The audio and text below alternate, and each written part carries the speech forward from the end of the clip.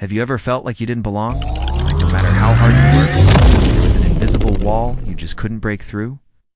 Today, I want to share a story that starts with that very feeling, a moment of profound humiliation that turned into an unexpected triumph. It's a story about a woman named Dr. Evelyn Reed, a brilliant but unassuming data scientist who was about to attend the most important conference of her career. Evelyn had spent months preparing.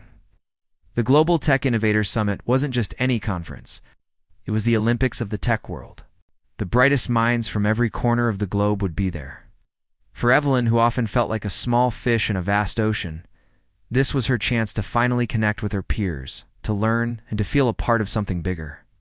She'd meticulously planned her schedule, highlighting the keynotes she couldn't miss and the networking events where she hoped to make meaningful connections. She arrived at the sprawling convention center, her heart a mix of excitement and nerves. The air buzzed with energy. People in sharp suits and branded t-shirts moved with a sense of purpose, their conversations a symphony of code and concepts. Evelyn clutched her tote bag, which held her laptop, a dozen resumes just in case, and a well-worn notebook filled with ideas. She felt a surge of adrenaline. This was it. She joined the registration line, patiently waiting her turn. When she finally reached the front, she gave her name with a polite smile. Evelyn read. The registration attendant, a young man with a headset, typed her name into his tablet. He frowned, typed again, and then shook his head. "I'm sorry, I don't see a registration for Evelyn Reed." Evelyn's smile faltered. "That can't be right. I registered months ago. I have the confirmation email right here on my phone." She fumbled to pull up the email, her hands suddenly feeling clumsy. The line behind her was growing, and she could feel the impatient gazes of other attendees. She showed the confirmation to the attendant. He glanced at it, then back at his tablet. "This is strange," he said, his tone flat.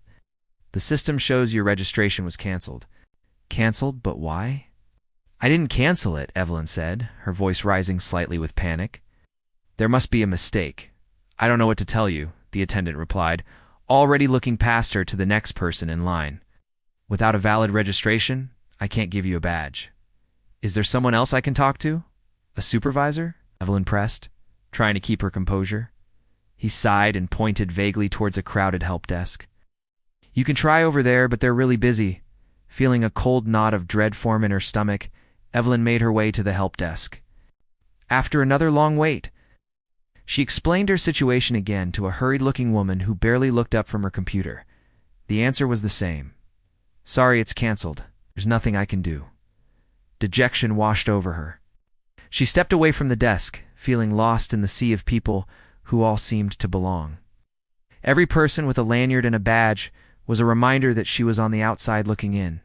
She found a quiet corner and sank into a chair, her grand plans for the day crumbling around her. She had spent so much time, money, and emotional energy on this. The flight, the hotel, the ticket itself fit was a significant investment. All for nothing. Tears welled in her eyes.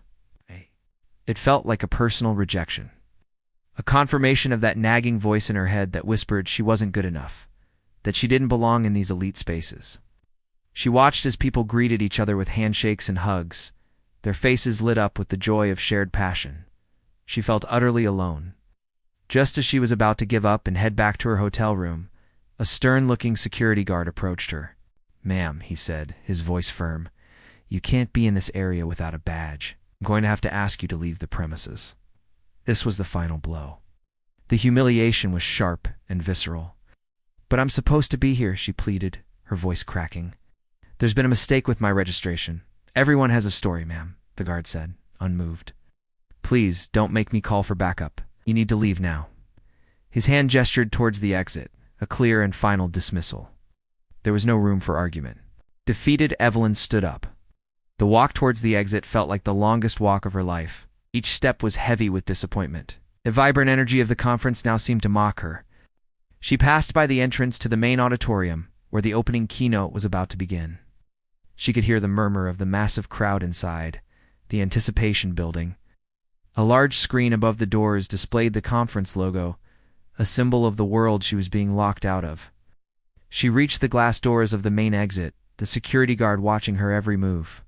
She took a deep breath, ready to push the doors open and leave this whole disastrous experience behind her.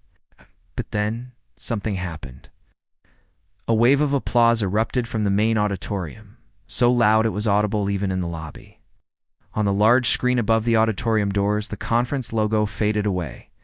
For a moment, the screen was black, and then new words appeared in massive, glowing letters. The first line read, "Introducing this year's recipient of the Global Innovator of the Year Award."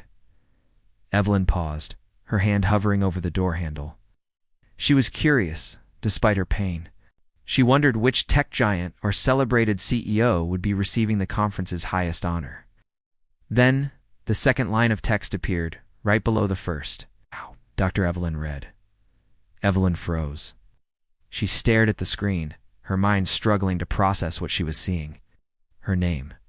Her name was on the main screen. It couldn't be. There must be another Dr. Evelyn Reed. It had to be a mistake.